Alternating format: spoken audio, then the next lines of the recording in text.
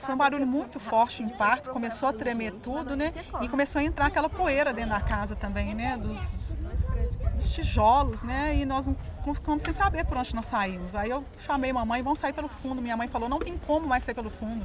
Aí minha mãe pegou, puxou, né? Nós três para a sala, onde nós conseguimos sair pela porta da sala. E saímos correndo, não deu tempo dela pegar o cachorrinho nosso ainda. Então foi coisa de segundos, né? Foi o livramento do Senhor, porque era para ter desmoronado tudo em cima de mim e da minha filha, né?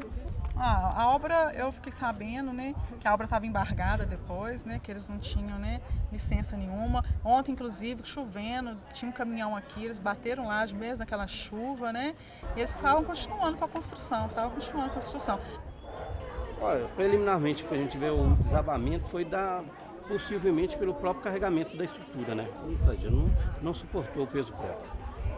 São as análises preliminares, mas em função da gente, a questão da causa, para nós, não é de competência da Defesa Civil esse tipo de análise, né?